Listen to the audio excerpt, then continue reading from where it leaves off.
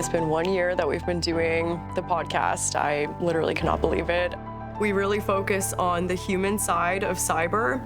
Being your true authentic self, my unique journey has led me to this point.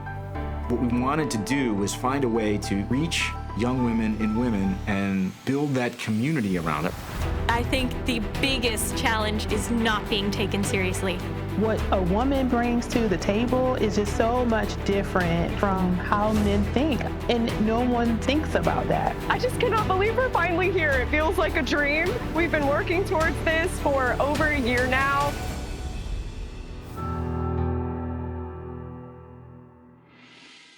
Hello, and welcome to Do We Belong Here, a podcast dedicated to proving that everyone has a place in the world of cybersecurity. I'm your host, Tasha Denos, the Cyber Whisperer, and with me as always is my co-host, Pam Lindemone, the Chief Information Security Officer Advisor at Cisco. And when you hear the giggles in the background, that's our favorite producer, Serena Gandy, on the mic. The Do We Belong Here podcast is dedicated to proving that everybody has a place in the world of cybersecurity. We really focus on the human side of cyber and try to show that everybody, regardless of your background and your level of skill or your technical expertise, if you want to be in cybersecurity, you belong here. What we wanted to do was find a way to reach young women and women and build that community around it, or at least show and highlight that it is a broad community, that there are people in the field, that there are, and that the community, it is a true community, that there is willingness to share information, that there is support from your peers, and that there are those that have gone before you in addressing the challenges and just sharing that information and getting that out there. That platform can give visibility to women all over the world through one simple effort. My reaction to finding out that I had the opportunity to produce the Do We Belong Here podcast was not good. It was not great at all. When Rex and I started talking about it, what do we do with this? We thought about, who's best to pull this off? And I knew in the back of my mind, and I think he knew in the back of his mind, that Serena was the person to do it. So my initial discussion with her didn't go super great. I would say that there were significant tears. I will never forget when Rex called me on Teams and told me that they wanted to give me this opportunity, and I immediately burst out into tears because I was just instantly terrified. I'm not gonna make you do anything, and Ernie's not gonna make you do anything. But it has to be you. And I remember saying it over and over again as she was fighting through tears. And I think deep down, she knew that she was ready to do it. She just had to convince herself, and that took time, and that's okay. And that kind of lasted for a while, honestly. There was a good period where I was just scared. I was not really excited because I thought that I couldn't do it.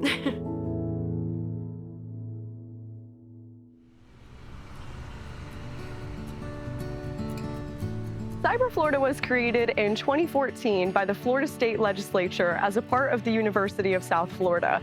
So we are housed on the beautiful USF Tampa campus, and in partnership with the university, we work with USF to really make Florida one of the leaders in cybersecurity. We do this in many different ways, from K through 12 cybersecurity education to academic research and community engagement. Really, we do all of this with the goal of furthering Florida's cyber mission. Cyber Florida is an organization that was formed in 2014 by the Florida Legislature, and they exist to promote Florida as a leader in cybersecurity. So really raising the state awareness for companies, organizations, the communities that they serve for how to be cyber safe. It's a whole new way of being and interacting with the world around us. And it really connects everything that we do today. We interact through it, but for lack of a term, we also exist in it. There is a version of me that is in there. And that version of me consists of, my banking information, my personal health information, my just normal account information, my social media presence. And so it's new in the sense that we have to reinvent ourselves as people, but also as society, and how do you adapt in this new space, which has really allowed for rapid growth, economic prosperity, things that we've never before seen in human history.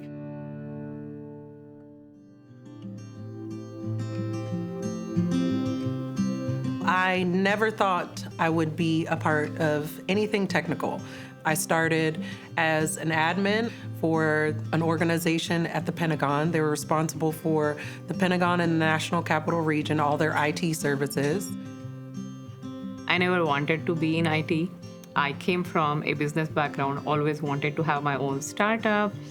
I did engineering in information technology, but never really thought I want to go and work for someone. I always thought I'm going to have something of my own and I'll start my business. My journey into just technology in general is so funny because when I think back at it now, I should have already been in tech since I was a little girl, because I've always been the person that's the Wi-Fi is out, and now I'm in the back unplugging stuff and things like that.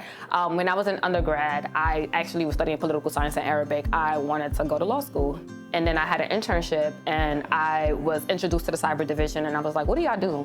Just that annoying intern, what do you do? So I went home and I did some research and I'm like, this is actually really dope.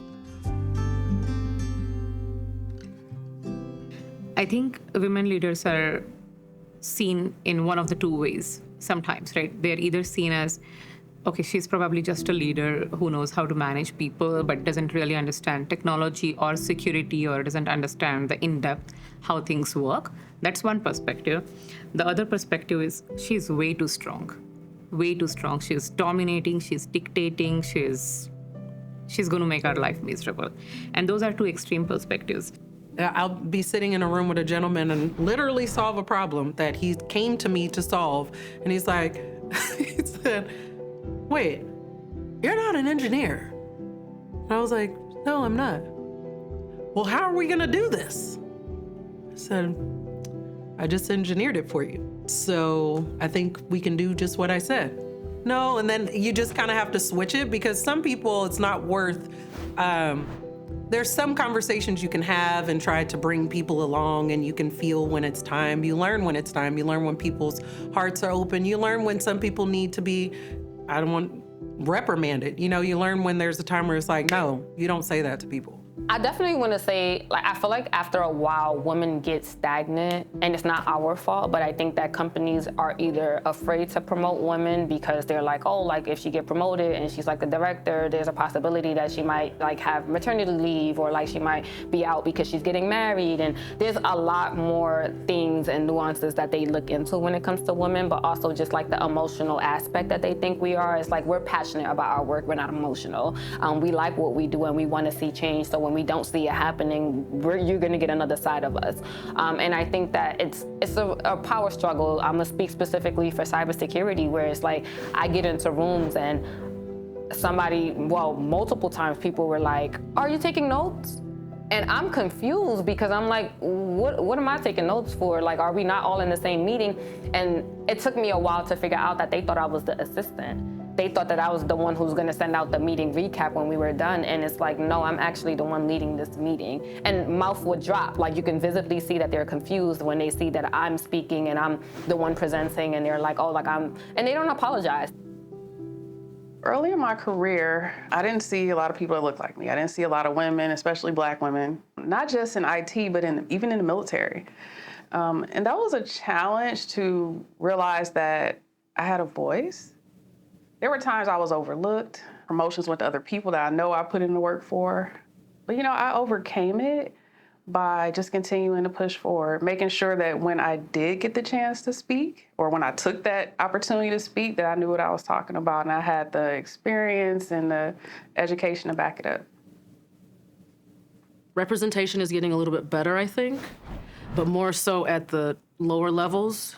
So that's a challenge, is getting that representation at the higher director, above, C-level, feeling included, right? It's one thing to be invited to the table, but if your views aren't accepted, if you're not being included in the conversation, if you don't have people advocating for you and standing behind you, that's a challenge. And that we all talk.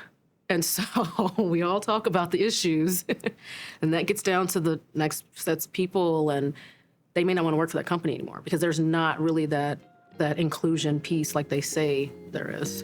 I think when you think about successful leaders, especially female leaders in cyber and technology, I think there are a couple of things. Curiosity. I think all leaders need to be naturally curious because it not only helps you to be curious about the subject matter that you're leading, but also your team. And I also think it's just important, as we talked about earlier, determination. You have to be determined. You have to have a spirit of wanting to help your team through. And I think whether it's cyber or any other role that's out there, I think those things are incredibly important. So I think that's also a part of the perseverance portion is what do I need to learn from it so that if it comes up again, I've mastered or acquired a skill set that I may not have had up front, right? So as far as my career, I've had a couple of lessons from being in this industry, being a Black woman, having an engineering degree in a field that's very, white male dominated, studying hard, just getting through. I actually moved from engineering into a more business type world, contract management type world for IT types contracts. And that was a surprise for me. So just learning. And again, when you see something that may be a blocker, figuring out how I can get around it. My experience in espionage and conducting human intelligence really contributed to my work in cybersecurity because something that people don't really recognize is that you have to have empathy when you're working in that field. People see the James Bond movies. There's no empathy in those movies.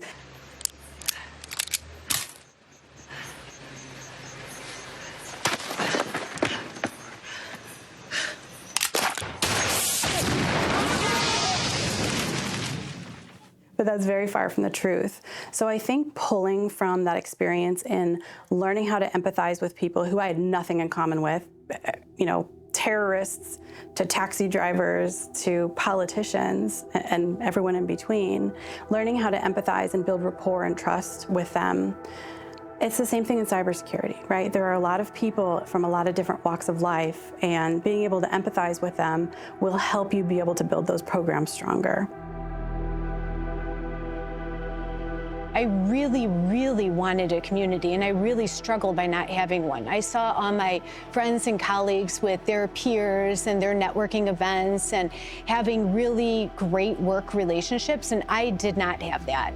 It was predominantly a male place that I was working in, and I really tried to find that kind of group, that tight-knit group where I could grow and expand professionally and also have those personal connections with others. And so I would go to different network events, just cyber-focused, and even there, I really struggled to find my place. They're a little vendor-heavy. It was still very male-dominated, so I wasn't finding that rich conversation with other women that were experiencing cybersecurity workforce in the capacity that I was. And it wasn't until 2015 that I got introduced to Dr. Ambereen Siraj, the founder of the WiCyS organization. And I actually tried to go to the WiCyS conference myself. It was at full capacity. In 2015, I was like, what is this WiCyS? But in 2018 is when I attended my first conference here in Chicago. And it was the first time in my career where my camaraderie was found, my community was formed, my network was there, and my career advanced very quickly within that year from 2018 to 2019. They have such an incredible community that they have worked to build for a very long time. They have an incredible network of mentors, mentees, and just women in this industry who are fighting to show other women that they have a place here. And I was like, well, how do I make friends or build relationships? Like where can I go? And I started Googling, I looked for meetups, I looked for all these things, and I found WiCyS. And WiCyS was so cool. They had virtual meetups, they had a conference, they had training, you know what I mean? So it wasn't just like you could join the thing and just be yourself, but you could join the thing, make friends, and be better. In 2023, we were welcomed to WiCyS in Denver. And it's an opportunity that we probably weren't quite ready for. We got there, we recorded a phenomenal podcast with the 3 leaders of WiCyS. As Amberine finished and grabbed her free podcast t-shirt, she looked back as right before she walked out the door and said, we should do something big together. And in my heart, I kind of believe that it's a throwaway line or just being polite, but I decided to take it in a way of challenge accepted. And on the way home, I watched a couple documentaries on the flight and was inspired and thought, you know what? I think we can do this. I think we can make a difference.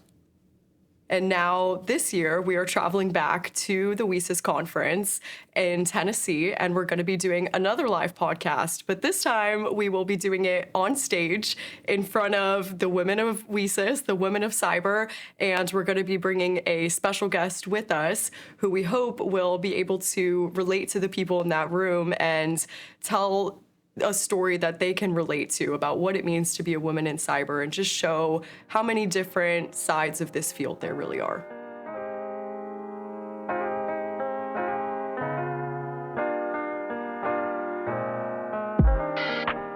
Okay, so right now we are setting up for episode 15 of the Do We Belong Here podcast featuring Kaylee Melton. Very excited. She is an amazing woman. I've had the opportunity to speak with several times now, and her story is absolutely incredible. And every time I hear it, it really resonates with me. So I'm very excited to share that with my listeners. It was quite difficult growing up. I grew up in pretty extreme poverty, generational poverty, and also had quite dysfunctional family relationships as well. It was honestly quite a struggle as a kid, but yeah, it was also kind of amazing to grow up in such a beautiful place, because outside of all the social issues and things like that, Appalachia is just an absolutely beautiful place. So I kind of started getting into cyber in a very indirect, soft way as a middle schooler. As I was going into my teenagerdom, I was learning about networking and hacking and sending my friends really fun malware scripts to open their disk drive and freak them out a little bit. Nothing intense, just, fun. So I'm going to tell you, I saw something on LinkedIn. One of my heroes, because I used to paint with my grandfather and we would watch Bob Ross together, and you refer to yourself as the Bob Ross of InfoSec. And when I saw that, I'm like, what? Like, I don't even understand what that means. It's just amazing that that was on your LinkedIn profile. But in the cyber world, what equates to your happy little tree, and why Bob Ross? I mean, I don't get it. I don't understand. I mean, I get me, I'm older and I grew up with him, right? But why does Bob Ross resonate with you? What is this about? So since I'm in the world of security awareness and teaching the average person how to be secure online, I think that happy little trees are those accidents that you make, those failures that teach you something, that actually make you a better human firewall, as we say in security awareness. We're going to be doing a lot of traveling over the next 6 months as we prepare for WiCyS. We'll be going to a few different major cities to work with female CISOs and executives from all across the country. And we get to go to a couple of events like the Black Girls in Cyber Refresh Summit, which I am so excited for. And we'll just be all over the place these next 6 months, but I cannot wait. My suitcase is packed and I'm ready to go.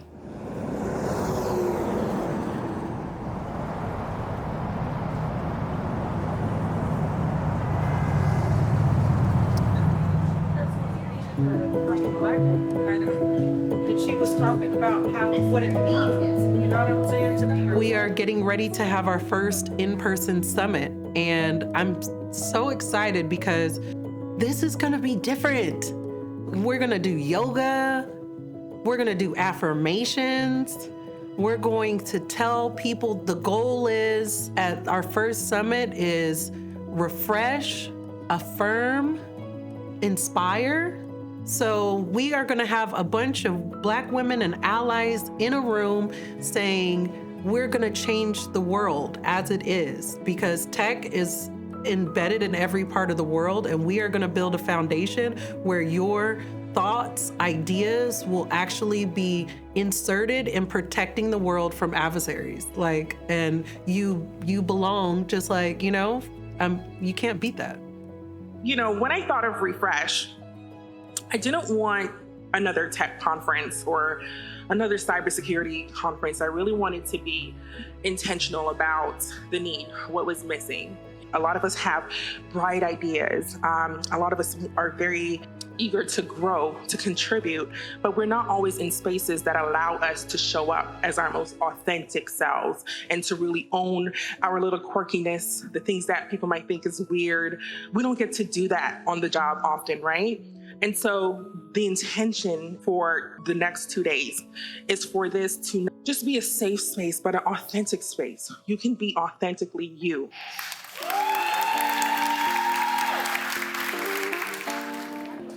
Well, hello, lady. What is happening here?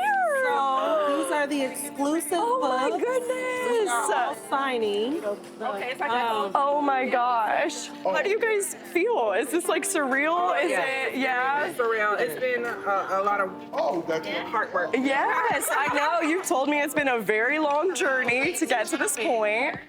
Some of us, there's 16 of us, and we all have completely different stories. And all of us, it's an anthology. Everyone has a chapter. And after each chapter, we give you our tidbits. Some people talk about mentorship. Some people talk about imposter syndrome. Everybody talks, like, my thing was finding purpose in life. Like, for a long time, I wanted to make sure that my time on this planet meant something, and I didn't know what that was, So everybody's telling their story, and like I said, it is some badass ladies. One part of my chapter is maintaining your skills and relationships isn't the only maintenance you should consider. You also have to maintain your mind, your space, and your peace. This is really important too, because this past year I've stressed the heck out. So coming here and being here with these ladies has been very helpful for that mental health and that self-care. So as newbies, as folks that are in the industry, it's really important that you think about you first so that you can come as your whole authentic self. One thing about being a Black girl, I'm gonna be completely honest. Even if I got a referral, I don't get to not have the credentials to be in the room. I don't get to live on potential. I don't. I wish I did.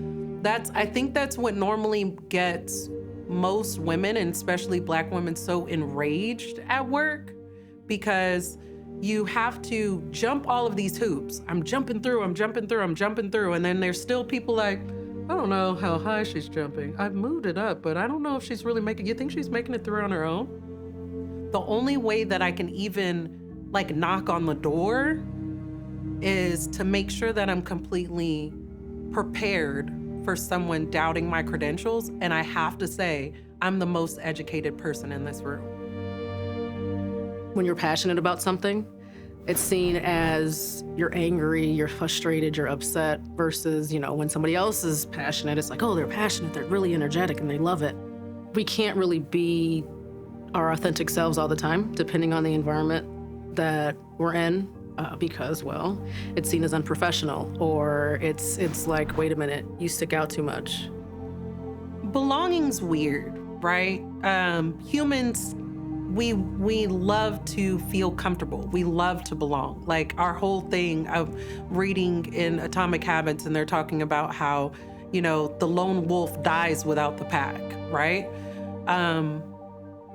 The reason why I run myself rugged, to be a part of Black Girls in Cyber, to be a part of the podcast, to express my voice as much as possible, is because when you don't feel yourself connecting with people, when you feel like you're on the outside, you can feel lost.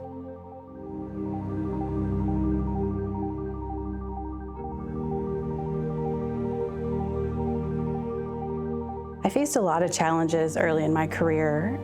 The biggest hurdle was probably going through clandestine service training and having a lot of my male instructors tell me that I wasn't going to be able to succeed. They told me that men around the world wouldn't talk to me or work with me. They told me that I would stand out too much, and basically I would just fail.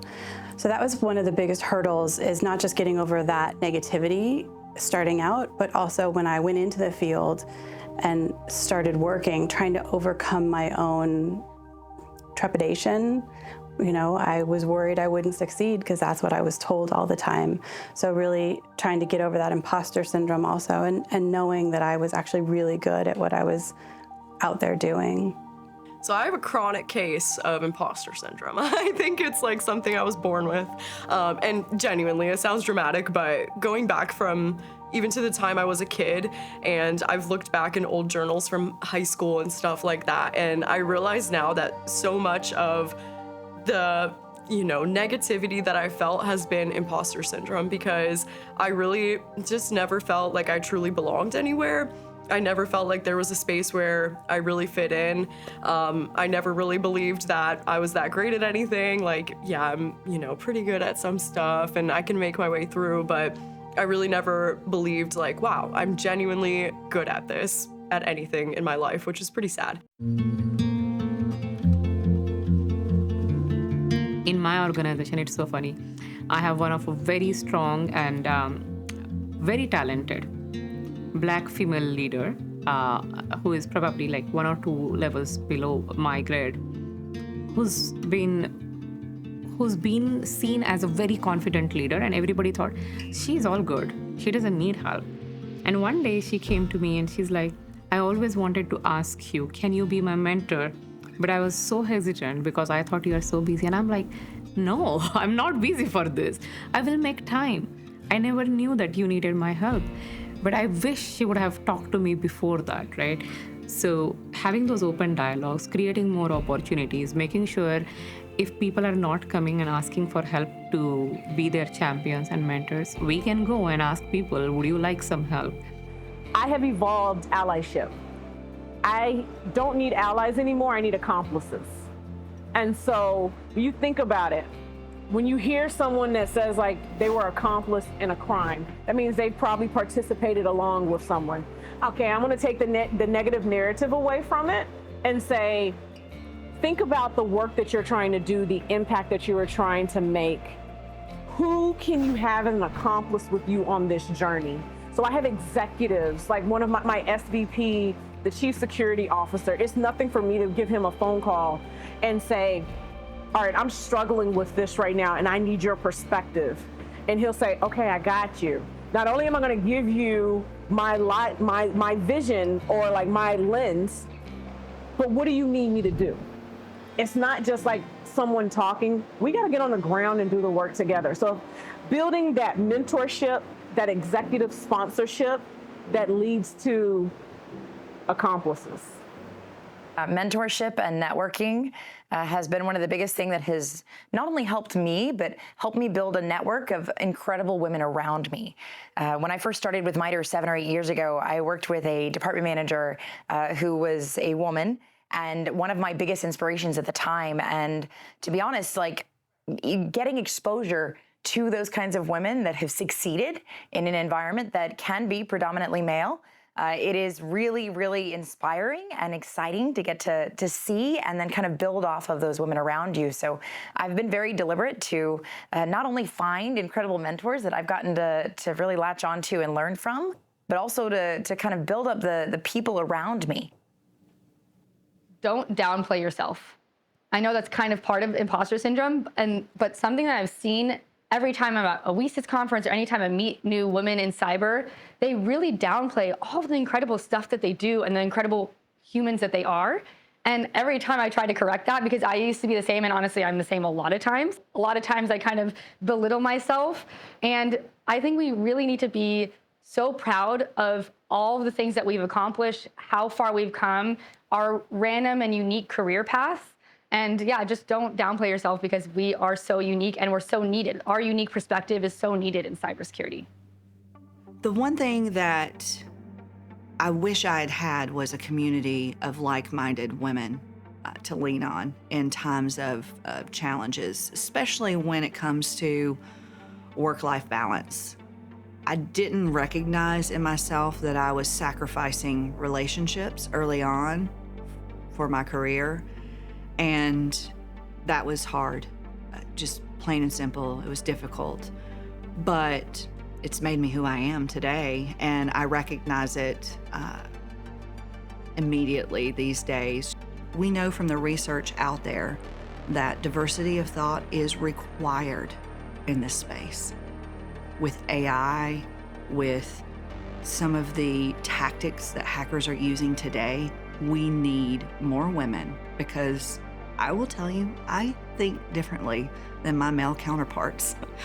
And I believe they would believe that I think differently. I don't think this is something that is controversial. I think it just is what it is. Now, sometimes I think like men. I'm very to the point and direct. But I will say this, we need more women in this field, and that's why. I can't tell you the perspective a woman brings to the table is just so much different from how men think. And it's not to be divisive at all, but it's just really the experiences that we have are just so much different from the experience men have, and no one sometimes thinks about that. And I think that's why you need even more diverse people and thought at tables in cyber in general, whether it's women, whether it's people of color, whether it's privileged folks or folks who've had to work hard to get to where they all bring a unique perspective that's needed in cyber. I think cybersecurity is a generational wealth builder. That's honestly my opinion. There is, I don't want to say easy money because the work is not easy, but there is quick money. I was able to triple my salary in about 3 years after joining cybersecurity. And I think that having that power for the first time in my life, coming from family of immigrants, not knowing English, and just being able to just set that tone for myself, I think that I want to be able to set other people up in that same way, because quite frankly, not everybody has the money to go to college, and cybersecurity is a field where you don't need a degree. But if I can give students that experience where they're doing capture the flags, doing pen testing, learning about the different cybersecurity tools, and also getting certifications while they're in high school, they will probably have no problem. Everything keeps changing so often, the technologies, the skills that you need. I think one of the biggest change I would call out today for a cyber professional, it's not sufficient to just know the technology. Right now, especially for the leaders, it's very important to have business acumen, understand the business, understand the technology, understand the security. Security leaders also need to simplify the messaging. At the same time, I would say to be able to build the relationships with the stakeholders, because as leaders, there is nothing we can drive alone. If you can't hire for talent, build the talent. And to build the talent, you need to start with freshers, right? Give opportunities to people who have the right mindset, instead of looking for the skill sets all the time. Skills are very important, but if you find the right people that have passion to learn and the right mindset, the skills will follow. We have folks that come into the industry that are librarians, and now they're OSINT analysts, doing open source intelligence research, and people that were in accounting now doing SOC analyst work because they were doing endless work on that side. And so understanding your current skill sets and then looking at jobs that kind of mirror those, and then looking at the skills that are needed for those jobs is kind of a first step. I am not afraid of a challenge, and I'm also a really continuous learner. I love learning new things, and because cybersecurity was so engaging for me, I just wanted to learn everything. So general career advancement and then kind of the certifications. So I'm actually very proud. I did just get my CISP myself, and I pursued that certification because it was very important to me to have something tangible like that to help further my own cybersecurity career, especially because my undergraduate degree was in art history. But with cybersecurity, there are so many different domains that somebody needs to understand what their career goals are to make sure to customize their career progression to be right for them. Because everyone will have advice for you, but it's up to the individual to kind of filter that and make sure what resonates for what they actually want out of their career versus what a lot of people want to tell them. Students are now gaining access and availability to educational programs they didn't have in the past. And these are providing opportunities to students that they didn't know existed. So Cyber Florida helps to provide that, I call it that bridging function, that connective tissue between those three levels of academia, but also with the private sector and the public sector, is understanding what the needs of the workforce are today, where they see the challenges in the future. If they want to get into it, there is a place for them. So the younger, the better, to find their strengths and aptitudes, to help develop their love and their natural skill set. That's what we have to find out. So not just their interests, but their true neurodiversity aptitudes. The budgeting that I'm seeing, even in the local schools where I live, there's no STEM classes at all. We have no science, no technology, anything. My kids are learning it on their own. We've been doing some coding programs and lessons. The only thing really accessible are, third-party centers where you can go. We need to put the focus to put it back in our elementary schools and then, of course, middle school through high school, and encouraging coding and technology. I mean, we need all hands on deck to know that this is an industry and a profession that is only going to grow and get stronger.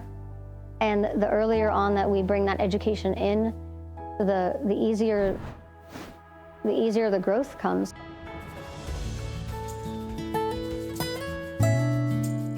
How about we try something hands-on for a bit? I say we try some soldering. Yeah. The mission of the national organization Girls Incorporated is inspiring all girls to be strong, smart, and bold. And so we value girls being able to develop self-confidence, develop their self-esteem, and create skills that will help them succeed in the future. Cybersecurity is something you usually don't think about or talk about when you're young, especially not when you're in kindergarten, which is when I first started in the realm of computers. I started programming with Scratch, which is a block-based programming language. And after playing around with that for a while, I moved on to Python, and I'm like, hey, computer stuff is pretty cool. Take your solder like this. Okay, everyone come over and watch. Okay, so we're gonna pick any one of these joints, and then you come in here, and you hold it here. And it will take a while, and it will heat up, right? 2, 3 Mississippi, like I said. And this, look, it melts away. Ta-da! Okay, here. Yeah, you should put your safety glasses on, just in case. There we go, I got you, girl. I got you. There we go. Okay, here, let's try one. I see Girls Incorporated as really moving the needle. And so if we can get the girls engaged while they're young, then that will make it more exciting for them as they move forward. Let's look at that. That's perfect. Look, you did it. And then now you just have to do that on all of these. So 1, 2, 3, 4, 5, 6 more.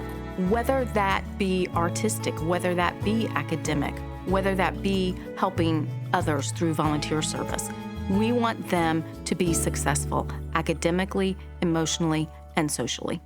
Front of the scissors, front of the scissors. There you go. Awesome. Nice. Well done. That's right. I think the biggest challenge is not being taken seriously. Not only am I young, but I'm also a girl, which does not help at all. All my life, I've been the type A overachiever. I graduated high school at 16. I've already started college also at 16. There have been many times when I was presenting at a conference, doing a talk on something like election security or talking about a new tool. The panel is open for questions, so people would ask me questions just to make a statement like, have you heard of this attack? Do you know how it works? And I'm like, this is not very relevant to what I'm talking about. You just want to see if I actually know what I'm talking about. So not being taken seriously gets annoying at some point, but as long as you know your stuff, you can prove them wrong. Yes, everyone's having fun. This is amazing. We have lights all around, almost no problems, almost no mistakes, nothing we couldn't handle, nothing we couldn't fix.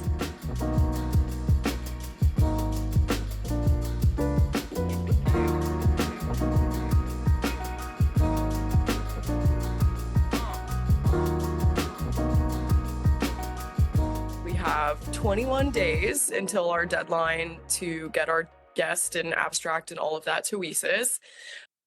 So we've got her, who we reached out to. We had Kara Swisher on our list, Meg West, who you guys reminded me of yesterday. So which one was this? So Reshma is the founder of Girls Who Code.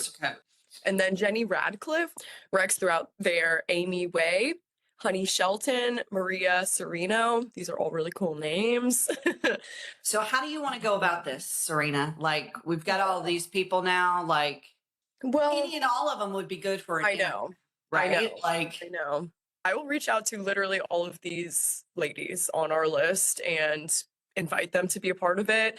And like I said, I'm just kind of asking them, like, do you want to be a part of this and join us for an interview about your experiences? And we'll see what they come back with. I hope you have a good rest of your day and all is well. Talk to you guys soon. Yes, talk to you soon. Bye.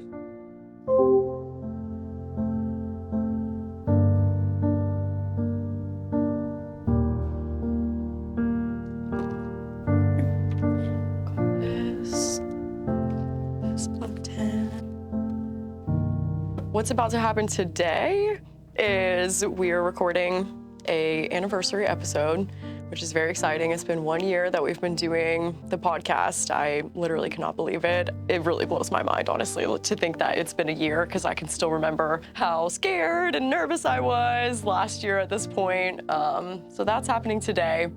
Today is such a special day for us because this month makes our 1 year anniversary of doing a podcast together, Pam. Can you believe it's been a year? So you got to show up. You got to show up on time. You got to show up with the same energy. It's a different, so that's training me in my life. Like this has also added another layer of new habits. And as we talk about things, making you become the Tasha of today, is she building the story and doing the things of the Tasha that I see in the future. And when I see all of us together, that Tasha, I'm like, yeah, keep going, girl, because those, and look, Pam's there, and Serena's there, and Rex is there, and we're all wearing fancy things and hugging. Yeah. Like, I just feel like I'm going to end up going down the list of every single one of our past guests because we've been so lucky that they have all been absolutely incredible. And the fact that they come on here and they're so vulnerable with us and they're so open and authentic, it just inspires me every single time that we get to see that. It's a truly beautiful thing. We love you guys. We love you. Happy anniversary. Happy anniversary.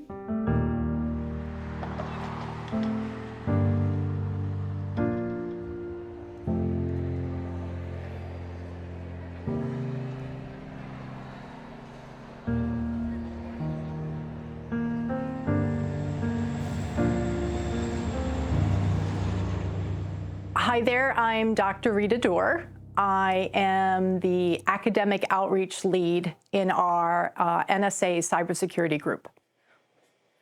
This is a Cray XMP computer. It was actually used at NSA from 1983 to about 1993. When I saw that this particular machine was in the museum, I was like, oh my God, I have now worked at NSA long enough that there is hardware in the National Cryptologic Museum that I've actually used. Technology and humans could not coexist without cybersecurity, period, end of story. So for everything that we do in our worlds, the cybersecurity workforce has to be ready and prepared. It's a part of who and what we are. To be able to pay it forward and invest in the industry, to bring up more of your women in cybersecurity. It's hard to be what you cannot see. So to have opportunities for everyone to get out there and just share their experiences on what it's like being in the cybersecurity workforce and paying it forward would be amazing. One of the women was Ann Cara Christie. She worked as a cryptology specialist during World War II. She was a cryptanalyst then, later here at NSA. She held any number of very high positions at NSA, and actually in April of 1980 became the first female deputy director of the National Security Agency, which is the highest ranking civilian position at NSA. Another lady was Minnie Kinney. She was more in our executive leadership and then in our education department. She created an award for those who exceeded in both executive leadership and the education field. While the award wasn't necessarily adopted by all, she was very renowned for being a pioneer in her field.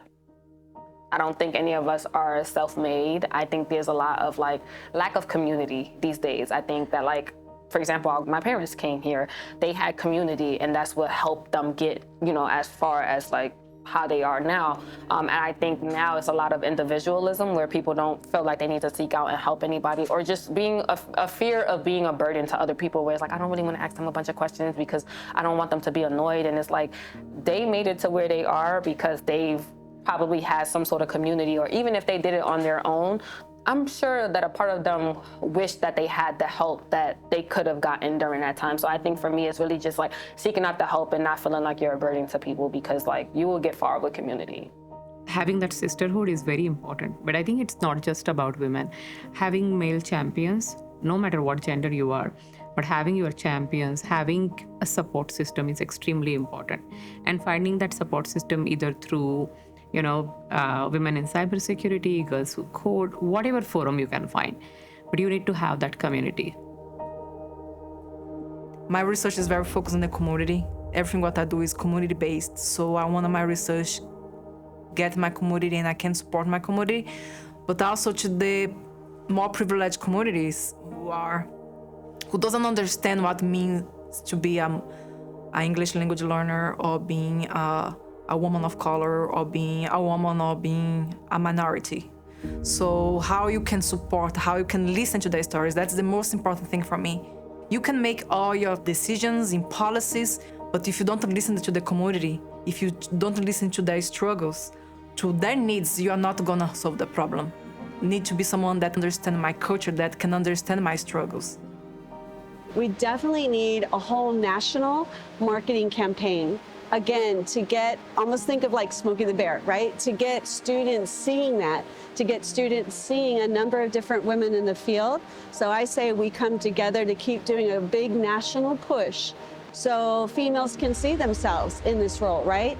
Seeing themselves, much like what we had to change in the movie industry, right? You had to see more females in the role so young girls could see themselves, I could potentially go to NASA, I can do cyber, I can do these things, because why? We started promoting it that way. So we have to continue advocating. Once we do that promotion, we have to make sure we're mentoring, and then we're paying it forward for those who stood in the gap for us.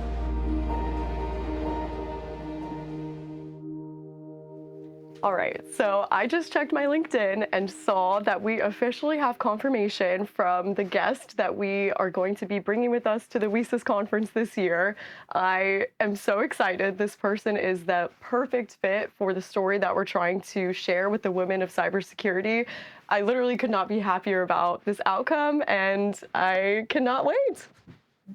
We got a lady that is an author, is a game changer, is a headline speaker that lives in another country to say that she wants to be a part of this.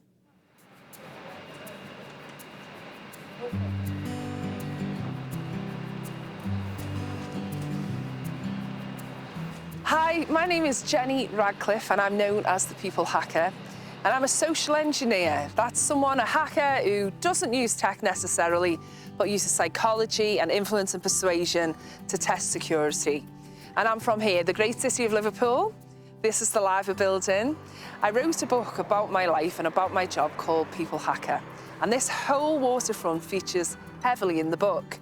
Now, I did say that the first job I ever was paid to do as a social engineer was in one of the buildings along this front. I'm not going to tell you which one, but that's how it all started, right here in Liverpool.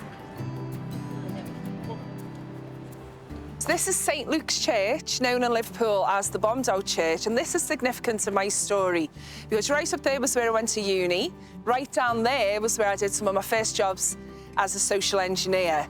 So whenever I walk past, it always gives me nostalgia. It's also one of the big landmarks in Liverpool, so it's significant to me.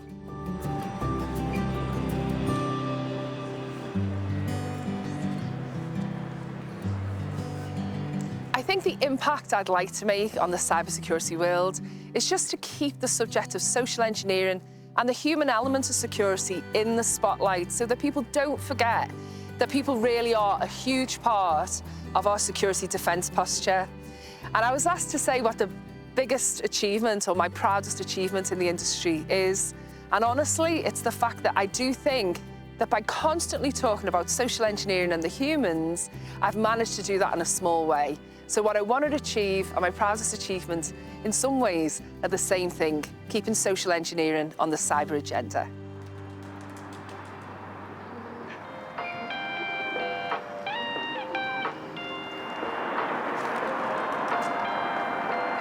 It's an important place to start alongside diversity and inclusion.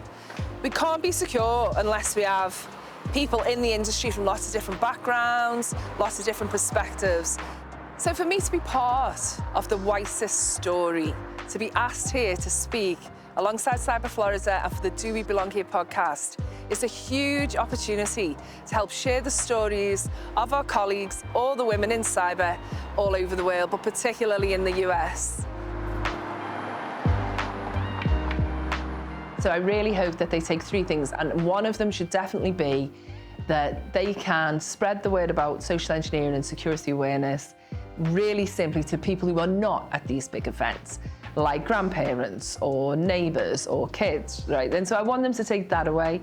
I also hope that they have a enjoyable time when I'm doing a keynote or a panel. And I hope that they hear something about where I'm from, right? And because Liverpool is a great city, I always feel like I'm an ambassador for the city.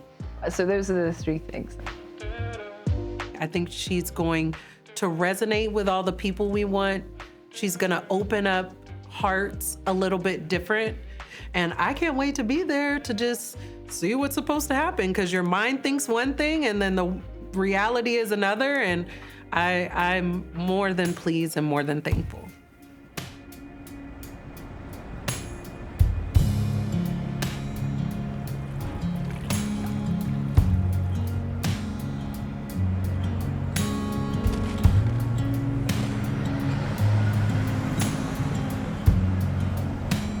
Hi, welcome to a special bonus episode of the Do We Belong Here podcast. I am missing my co-host, Tasha Denos, the Cyber Whisperer, but I am your host, Pam Lindemone, and I am joined with some security executives here in Chicago for a roundtable.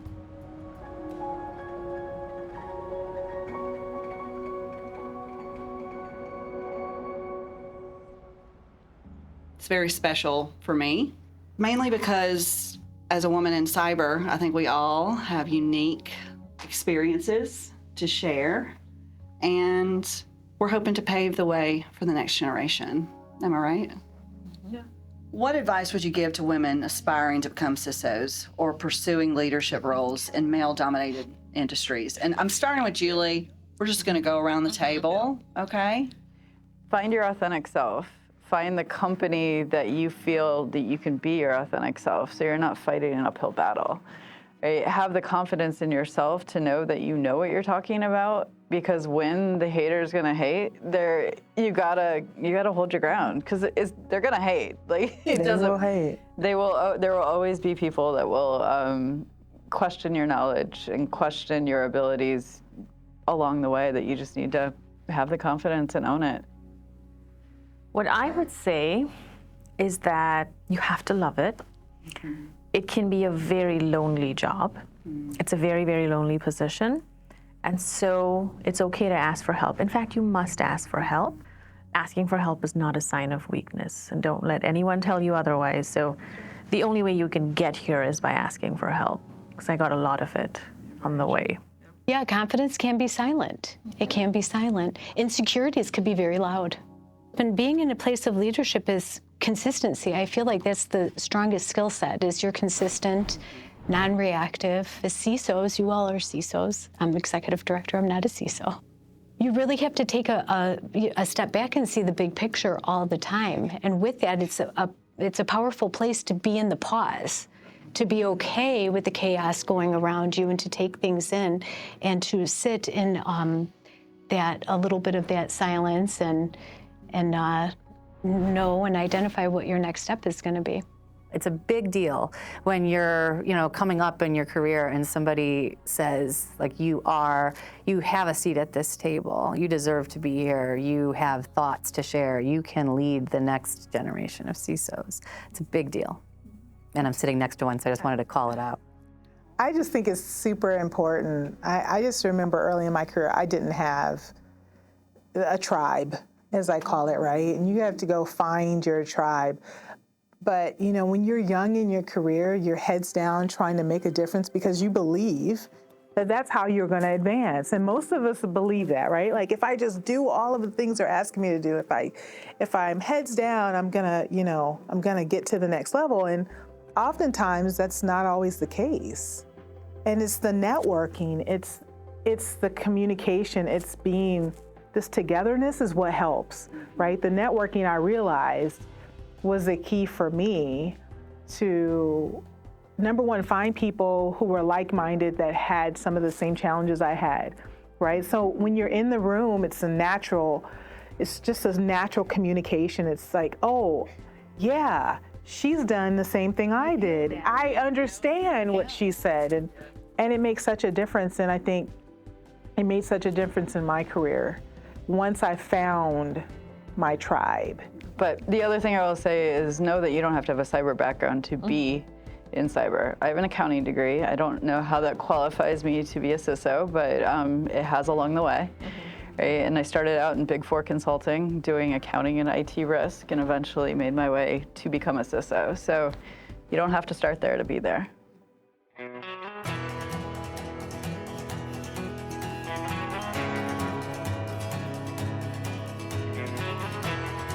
So we are here in Nashville, Tennessee at the WiCyS conference at long last. We've been working towards this for over a year now, and I just cannot believe we're finally here. It feels like a dream. We are in this incredible resort that is absolutely unreal, and the energy at WiCyS is so beautiful. There are so many women in cyber here that we're gonna be able to talk to and hear their stories. And we're finally gonna have the chance to meet Jenny Radcliffe. I've been working with her for such a long time now, emails, Zooms, but now I get to meet her, I get to hug her in person and share her story with the women of cybersecurity in this amazing place. And it's just so surreal. I can't believe this is finally happening.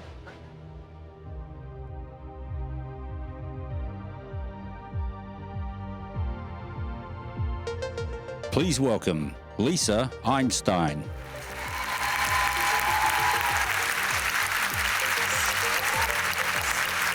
And geez, this is amazing. There are so many amazing women here. Good morning, WiCyS. Hello. So today I want to talk about how we can improve AI by improving ourselves and how it can make us better leaders and better human beings. I'll start with the first building block of trustworthy AI that is so important for human leadership: transparency. Transparency lets us into what a system is doing and what it should be doing. So this could be the data that an AI system is trained on, or the model that it uses for inference, or the overall accuracy of the system. Transparency is especially important when we don't have full information and we're seeking to improve the performance of a technology. Similarly, for human leaders, transparency can be a critical step towards self-improvement and growth. I think just empowering each other and building each other up, like being your true authentic self, because I absolutely love the fact that like my unique journey has led me to this point.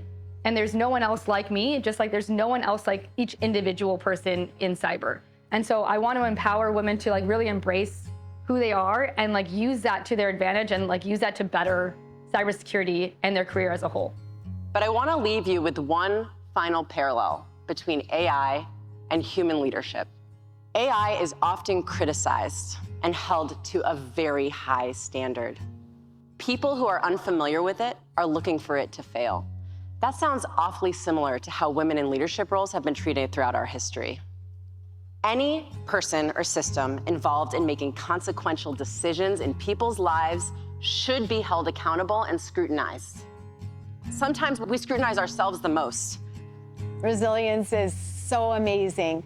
And especially in the fast-paced, ever-evolving, forever-changing cybersecurity workforce, to be resilient, to be a multitasker, to have that multidimensional perspective, to be able to be a problem solver, let your curiosity bring you down that rabbit hole, and be okay to ask those questions, to have emotional intelligence and situational awareness, to be mission-focused. And so that mission-focused is really a strong trait in women and their resilience to like persevere and move forward. And with that determination and grit, get out there and do something about it. Not only has WiCyS done such a tremendous job on bringing awareness to bring more women into the workforce, even though the number is still at roughly 20 to 24%, but we're changing that. We're working on it. I really kept my eye on the prize the whole time. Like I worked my way up everywhere, like in the military, outside of that, in IT, different fields, climbed the corporate ladder before I got to entrepreneurship. I had a ton of obstacles. And I think perseverance kicked in so that I could keep going, you know, to be what I felt was successful. I don't think I saw myself as persevering back in the day. I think I just got on with it. I mean, I didn't feel like I had a choice. I had to make money. I had to pay my bills. So I didn't really see it as persevering. It was like, well, what am I going to do, you know? There's no one going to come and rescue you and bail you out on your own. So I just felt like I had to do it. And I guess that's perseverance. I think as I've got older, I see it more as a work ethic and a lack of entitlement. I think that's the thing, is I never felt I was entitled. And that's not imposter syndrome. I don't feel like I have that, but it's just, you know, you should work for this and you should keep working for it. So it's sort of changed that way.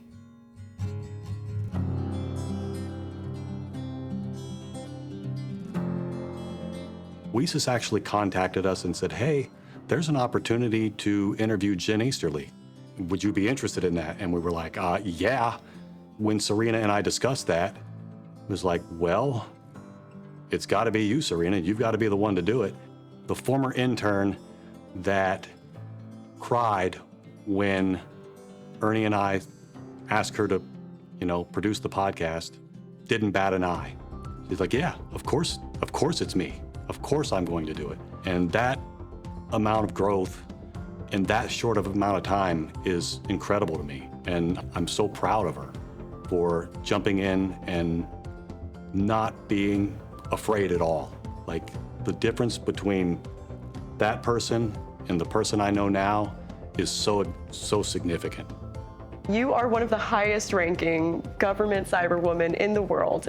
I'm curious to know, what is your process when you are building your team? How does the government retain and recruit the top talent in cybersecurity? You have to start young. Yes, you do. You have to get people inspired from, you know, kindergarten to 6 to within high school. And that's a good thing, both to build a diverse and inclusive cyber workforce, but it's also a good thing for the nation, because the more people understand cyber, that it's not this uber technical scary thing, that they can be a part of it, and that there are many, many roles you can play. It's not just you're a coder, a programmer, a hunter, a vulnerability management person.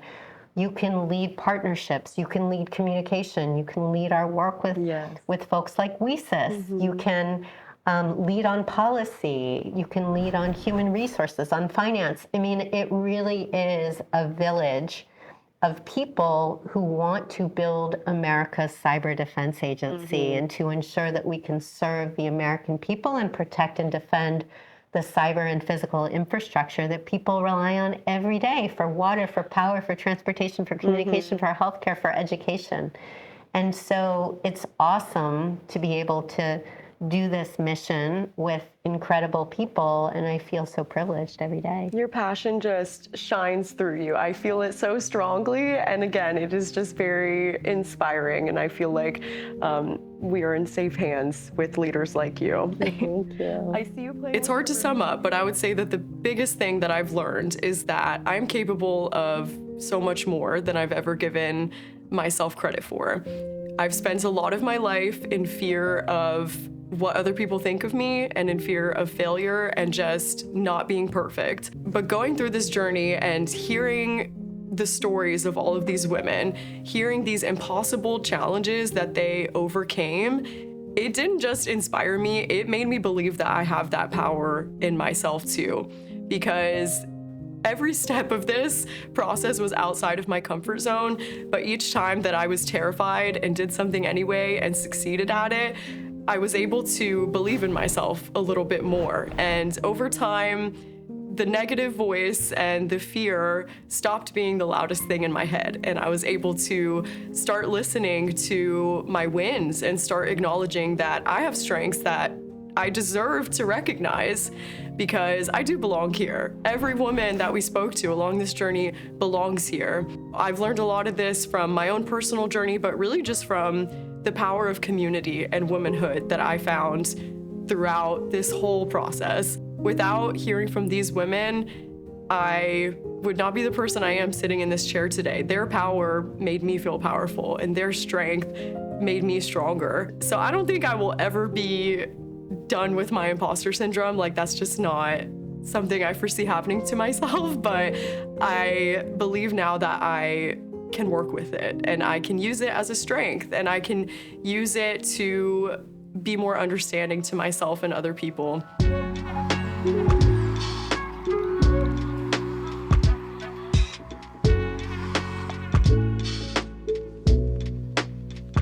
Ultimately, we hope that the podcast drives a change in the diversity in our space. If you are a young woman thinking about what career you want, consider cybersecurity. That's what we hope to do. And by storytelling with these women across the globe, I think we're all hoping that people listen and they get inspired to do something that they wouldn't traditionally think that they could do. And so reaching that audience to just show awareness, to get people to think differently, for me, that's what it's all about. So we are finally at the WiCyS conference. We are in the room where we're going to be doing this live podcast with Jenny. This has been in the making for a year now, and it just feels absolutely surreal. I feel kind of like I'm dreaming, but also awake at the same time. I'm not really sure how to feel, but there's a lot of excitement, a lot of nerves, of course, but really just a lot of anticipation. And I'm so ready to share this with the women of WiCyS. We've been working towards this for so long. I know Jenny is gonna blow their minds and really make them think. And I can't wait to just turn around and see everybody's faces as she is giving her crazy stories and telling us about her life. I could not be more excited. Thank you for being here with us. Oh no, it's my pleasure. Thank you for inviting me. For the audience that haven't heard your story, can you talk us through it? Tell us some of how you got to where you are and what you do for a living. Sure. Hi everyone, you okay? It's so nice to be here.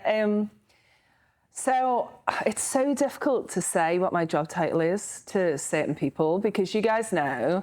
So I'm a social engineer. Okay, so most people in this room know what that is, all of you will.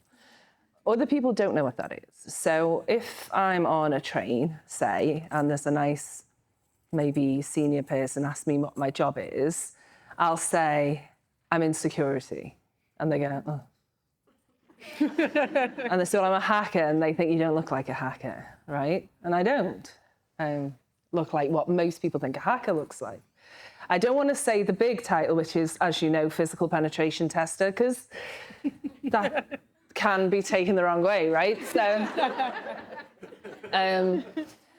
I say I'm a social engineer, and what that is someone who's, because I'm not technical, right? I mean, I know loads of people in this room will be really technical, and apparently the technical talk next door has got lots of attendees.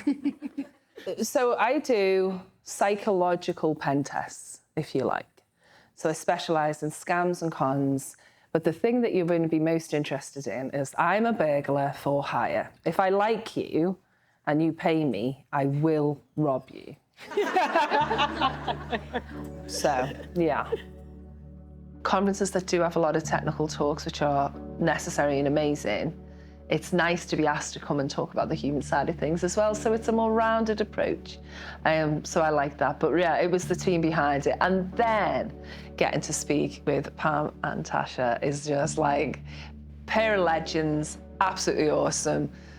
Could not have been happier or had better people to speak to. It was really a great time. And I'm very grateful you asked me.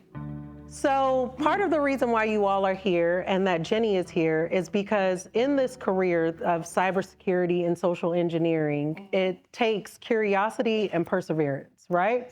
In all the stories, if you guys can imagine being a burglar for hire, that you are paid to break in somewhere and show evidence that you got in, your curiosity of figuring out how to get in gets you there, but your perseverance has to get you out.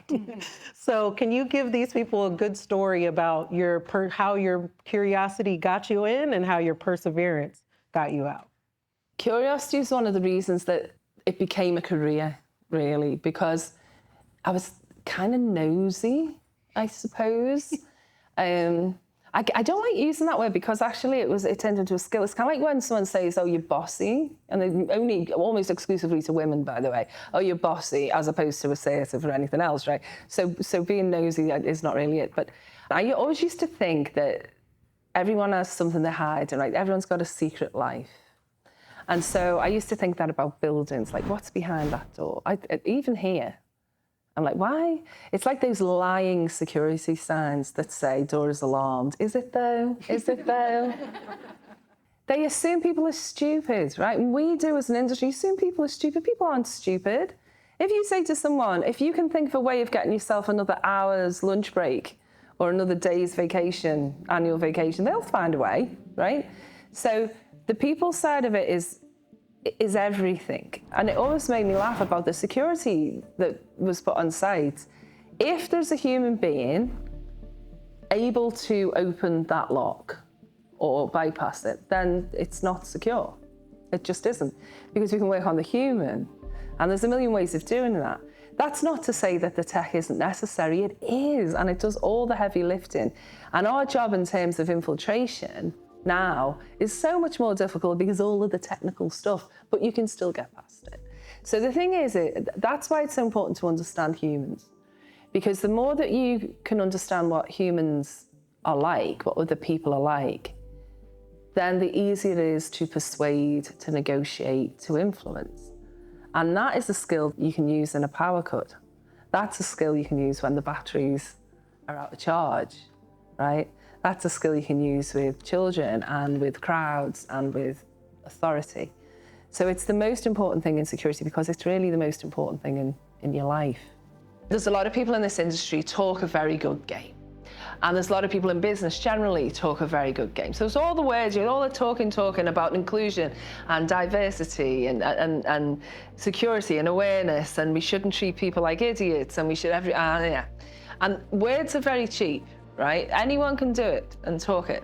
But what happens is execution is everything. It's everything in your career. And it's everything in those areas I spoke about, right? So we can say we want more women in the industry and we're going to treat women equally and then just not do it. But you get the likes, the clicks, the attention, the airtime. And I hated that from the start. So for me, the reason that I got anything that I got in terms of career success and satisfaction was not because I said I was going to do it. It was because I got up every day and I did it. And so did a lot of the people I admire. The people who didn't do that, I don't admire because they speak about it, but they don't do it, right? It's the difference between saying, I'm going to run a marathon and then posting it all over the internet and then never running a marathon, and someone who trains for a year and then goes, I ran a marathon today. That's the difference. And the last thing, and this is the most important thing, this is why I wanted to say it, okay? Give up on the princess syndrome, right? Stop thinking someone's going to come along and rescue me and give me a great job and everything's going to be fine. And, nah, do it yourself, right? You don't need rescuing. What you need to do is put in the hours and put in the time, and I promise you it's worth it. All right, I just had to say those things, and thank you for listening.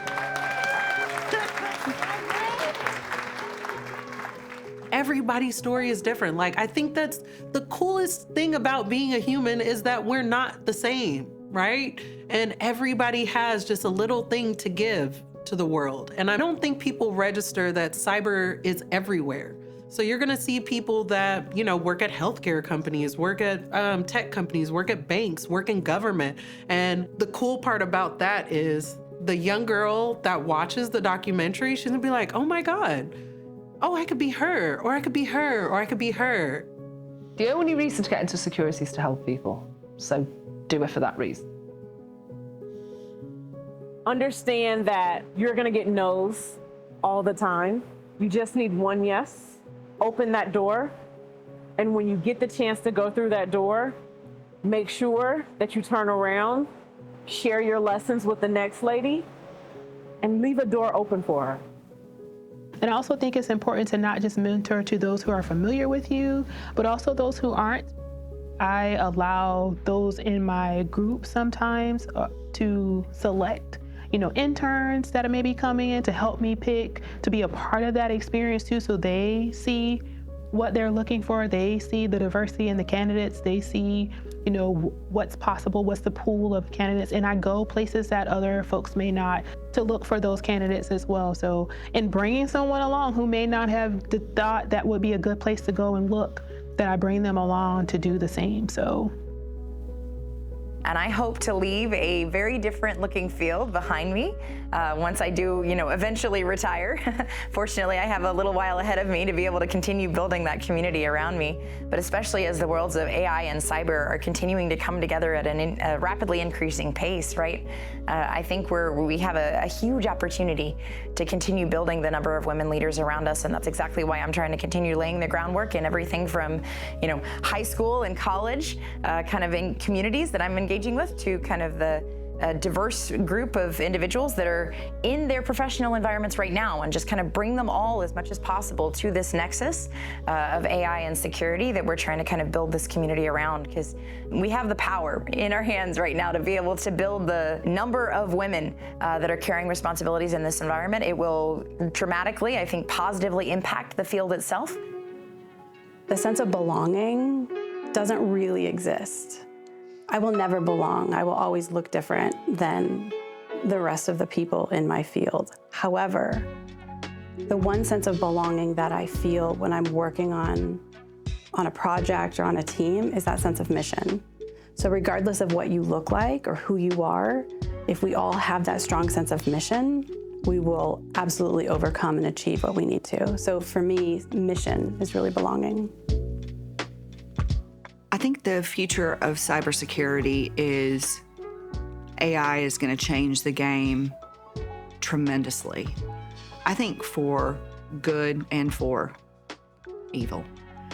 And I think what we have to do as a community is to embrace the new technology before it's used against us. I think we have to think of creative ways to work together. Organizations like Cyber Florida, Cisco, the communities getting together and really responding together, sharing more. When I think of the future of Cyber Florida, I see a group of people who want to make a change and are willing to put the work in. 10 years ago, in 2014, Cyber Florida was just being founded, and now we're here, and we're breaking barriers, and we're helping to share people's voices and create opportunities for people to find their place. So I think the future of Cyber Florida is very bright, because at the end of the day, what we're focused on is the people and making the future a safer place for them. I don't want other people to feel lost. You know what I mean? I want to find the ways to open as many doors so it's not just one Black girl on the screen. You know what I mean? It's like, what makes me feel good about the podcast is that it's an echoing voice to so many different types of people that have this feeling inside of them that they're not fitting in, that they're not special. And like, everybody's special. Everybody has a story. You know what I mean? Like, so as the podcast grows and we get to tell more stories and bring more awareness, I just feel like more doors will open for people. You know, some people don't know how to be an ally. Some people don't know how to help. And I think what's cool about the podcast is we bring so many people from so many different walks of life that give people opportunities to tell their stories. This experience was life-changing in every sense of the word. It changed me as a human being, and it changed the way that I see the world and the way that I want to make an impact on other people. And it made me believe that I can make an impact on other people. If I believe in my mission and I believe in myself, the possibilities are endless. And I can't believe it's all over. It doesn't feel real. I'm proud. I'm sad to say goodbye to this process. But I know it's not really the end. Like, this is a journey that I'll be on for a while. It's just maybe not going to be on camera anymore. Remember, rate, review, subscribe. Do We Belong Here? And you can follow us on social media at Do We Belong Pod. I'm Tasha Denos. Thanks for listening. Pam, can you tell the listeners what we're thinking? We belong here in the cyber world. That's what we're thinking. You belong here. You belong here. You belong here. You belong here. You belong here. You belong here. You belong here. You belong here. You belong here.